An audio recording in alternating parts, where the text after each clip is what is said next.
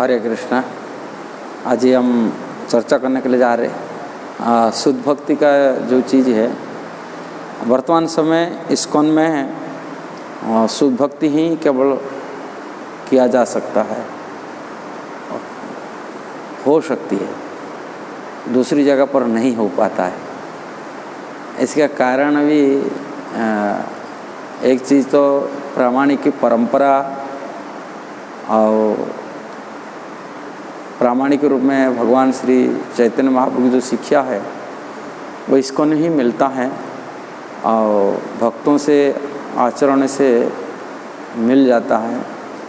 और यहाँ एक सावधानी बरतना पड़ता है, वरना पड़ता है सावधानी, कि दूसरी जगह पर इतना सावधानी तथा नहीं रहता है। श्रील प्रभुपाद ये शिक्षा को दिए इस्कॉन में और शुद्ध भक्ति के बारे में बताए, शुद्ध भक्ति की लक्षण बताएं। जो चैतन्य महाप्रभु की शिक्षा है वो आदर्श शिक्षा इस्कॉन में ही दुनिया को प्रभाव डाल रहा है और दुनिया प्रभावित हो रहा है शुद्ध भक्ति का चीज़ें। और बहुत सारी भारत में, मैं अपसंप्रदाय के बारे में नहीं बता रहा हूँ, संप्रदाय के बारे में बता रहा हूँ। जो प्रामाणिक संप्रदाय शास्त्र में लिखा है, सारी अनेक वैष्णव हैं, वैष्णव परंपरा है, जो चारों संप्रदाय में चार वैष्णव, अनेक वैष्णव हैं। और शुद्ध भक्ति करने के लिए जो इस्कॉन में जो प्रमुखता मिलता है, एक चीज़ तो इस्कॉन वैष्णव परंपरा के भगवान चैतन्य महाप्रभु शिक्षा को ही फॉलो किया जाता है। शुद्ध भक्ति का जो रूप गोस्वामी की शिक्षा ही फॉलो किया जाता है।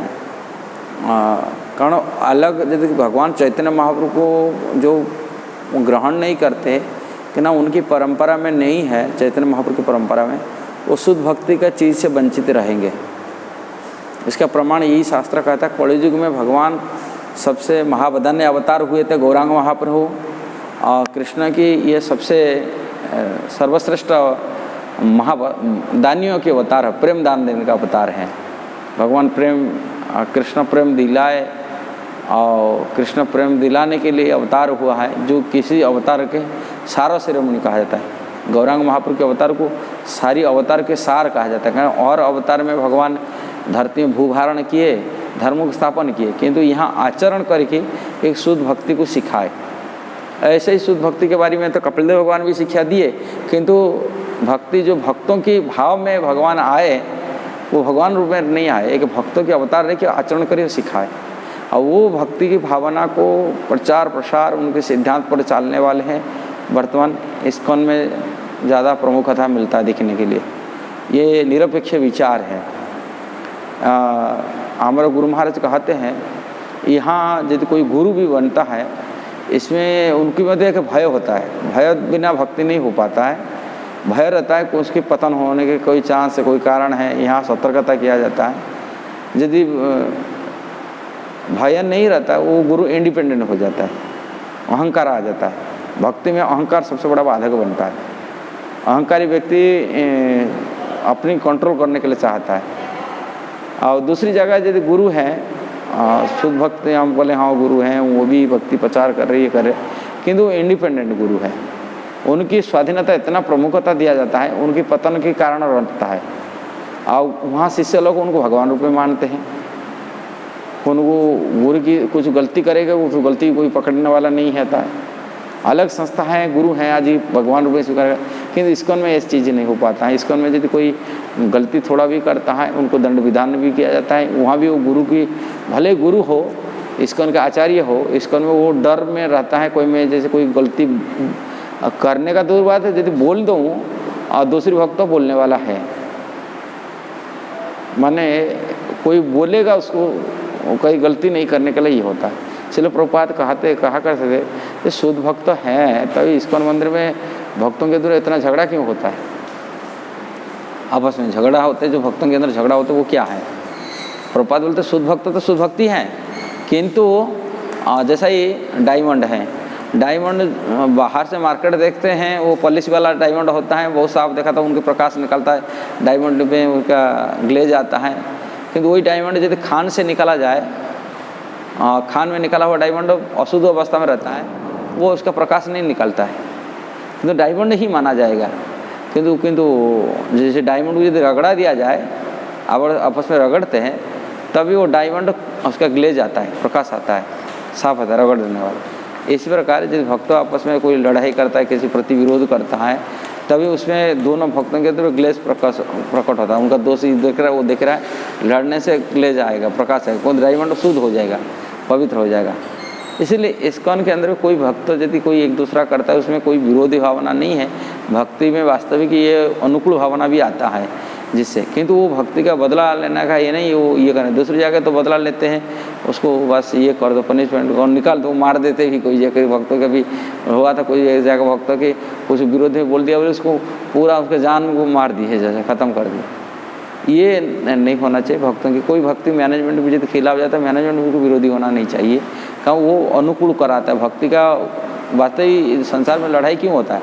लड़ाई जब संसार के विषय प्रति हम कोई छुटका माने बाधक बन जाता है, उसमें शत्रु बन जाते हैं विषय चीज़ को। किंतु भक्ति में यदि कोई विषय चीज़ छीनता है, तभी वो भक्ति का अनुकूलता प्राप्त होता है। विषय चीज़ को रुकावट आ रहा है, और विषय चीज़ आने से हमारे मन में इंद्रिय भोग में जो बाधक बन जाता है, वो विषय चीज़ से क्रोध की प्रकट होता है। किंतु यही चीज़ यदि हम भक्ति में आता है और विषय चीज़ रुकावट आता है, वो भक्ति का अनुकूलता आता है, शुद्ध भक्ति में परिणत हो जाता है। शुद्ध भक्ति तो चीज़ भगवान चैतन्य महाप्रभु दिए, और उन्हीं की परंपरा से श्रील प्रभुपाद संसार को दिलाए।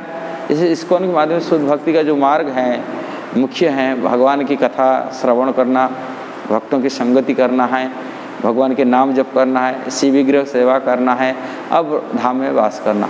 श्रील प्रभुपाद प्राय तो ये चीज़ को सब भक्तों को दिला के रखे।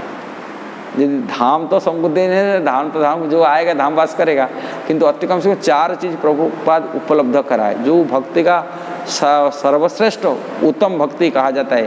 पंचंग महाभा शुद्ध भक्त मगने उसको भक्त अंग महाअंग कहा जाता है, भक्त प्रमुख अंग कहा जाता है। नाम संकीर्तन, जप करना, नाम जप, भक्तों की संगति, शिव विग्रह प्रेमपूर्वक भक्त श्री विग्रह सेवा, भागवत की श्रवण, हाँ भक्तों की संगति, भागवत की श्रवण और भागवत पाठ, और दूसरा चीज़ यहाँ धाम में वास करना। किंतु प्रभुपाद 4 चीज़ को उपलब्ध सारी जगह संसार को दिलाए। शिव विग्रह सेवा दिलाता है, रोजाना भागवत की अध्ययन करना, कि भक्तों की संगति करना, और हरिनाम जप करना, हरिनाम संकीर्तन। ये इस्कॉन में ही प्रमुखता है, इसमें दिया जाता है चारों चीज़ पर, कोई एक चीज़ नहीं है। जो 4 रूप गोस्वामी का है भक्ति रसामृत से तो पढ़ेंगे तो उसमें रूप गोस्वामी तो ये 5 होते हैं महा अंश, माने महाभक्ति का अंग है, सबसे बड़ा प्रमुख अंग है, पंच अंग। और उसमें पता यदि एक अंग कोई ग्रहण कर लेता है, वो भी शुद्ध भक्ति की प्राप्ति करता है, कृष्ण के प्रिय बन जाता है। किंतु 5 को 5 श्रील प्रभुपाद उपलब्ध कराए अपनी, इसलिए शुद्ध भक्ति इस्कॉन में ही प्राप्ति हो सकता है यदि भक्तों अपनी ग्रेड को बढ़ा सकता है। किंतु कभी भी भक्तों के विरोधी होना चाहिए। और दूसरा चीज़, भक्ति जो कोई विरोधी करता है, वो वास्तविक भक्ति का कल्याण करता है। कोई विरोधी करता है, भक्ति करने के लिए विरोधी नहीं कर रहा है, तो इंद्रिय तृप्ति में कोई बाधक बन जाता है, तभी विरोधी हम अनुभव करते, ये हमारा विरोधी हमारा पोस्ट को छीन रहा है, कि हमको इसमें रुकावट कर रहा है, ये सब चीज़ इसी से लड़ाई होता है। विशेष करके इसको मंदिर होता है, लेकिन मैनेजमेंट को यदि शुद्ध मैनेजमेंट चाहिए मंदिर के अंदर में, एक विपक्ष पार्टी हिसाब से कोई यदि ये करता है, हमेशा टूकता रहता है, कोई माने दोष को देखता है, वास्तविक वो शत्रु ने वो मित्र है। हमारा भारत सरकार के अंदर में कि किसी भी सुशासन के लिए जहाँ पर करा जाता है, 2 दल निर्माण करा जाता है, एक शासक दल, एक विरोधी दल। शासक दल को जो शासन करता है, उनका गलतियों को पकड़ने के लिए विरोधी दल हमेशा तैयार ही रहता है, वो उनका समालोचना करता रहता है, आलोचना करता रहे, ऐसा करता है, ये ऐसा कर रहा है, ऐसा कर रहा है, सब उनको आलोचना करता रहता है। और वो आलोचना करने से शासन की पद्धति शुद्ध बन जाता है। और यदि आलोचक को जहाँ नहीं बताए, वो इंडिपेंडेंट, वो तो शासन जो करेगा वो इंडिपेंडेंट हो जाएगा, स्वाधीन हो जाएगा, और तानाशाही हो जाएगा।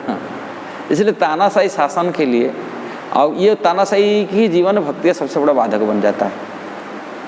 कोई भी मैनेजमेंट में बैठे हुए यदि व्यक्ति उनको विरोध करने वाला व्यक्ति नहीं है और उनको आलोचना करने वाला व्यक्ति नहीं है, वो तानाशाही होने के नाते उनका भक्ति पतन में गिर जाता है। कारण वैष्णव अपराध में बहुत बड़ा भूमिका होता है, वो वैष्णव अपराध होता है। किंतु जहाँ पर विरोधी होता है कि जो विपक्ष में बोलने वाले होते हैं, बोलने से क्या होता है, वहाँ विरोधी के कारण से शासन पद्धति एक पवित्र शुद्ध वातावरण में चलता है। इसीलिए भक्तों के लिए तो एक वरदान होता ही है। इसलिए भक्तों को भी कोई इस्कॉन में भक्त हैं, कोई मैनेजमेंट कर रहे हैं, कभी उनको उतना सम्मान करना चाहिए जैसे जो विरोधी नहीं करते। अपने साथ देने वाला व्यक्ति को जितना सम्मान करते हैं और जो विरोधी बोलने वाला व्यक्ति उनको भी इतना सम्मान देना चाहिए। तभी हमारे इस्कॉन में माने सुशासन हो सकता है, सुमैनेजमेंट हो सकता है। ये मैनेजमेंट का ये बहुत बड़ा भाग है।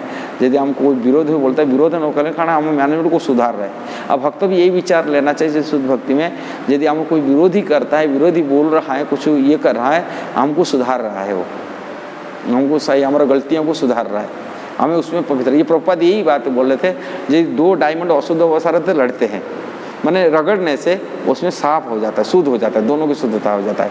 एक दूसरा को गलती देखते हैं तो शुद्ध हो जाता है, पवित्र हो जाता है। वास्तविक यदि हम गलती न देखेगा कोई व्यक्ति, हम पवित्र नहीं हो सकते, शुद्ध नहीं हो सकते। कारण माया कैसी हाजिर पकड़ लेगा। माया के काम है, इंद्रिय भोग हैं, वो विषय से खींचता है, विषय से आसक्ति बनाता है।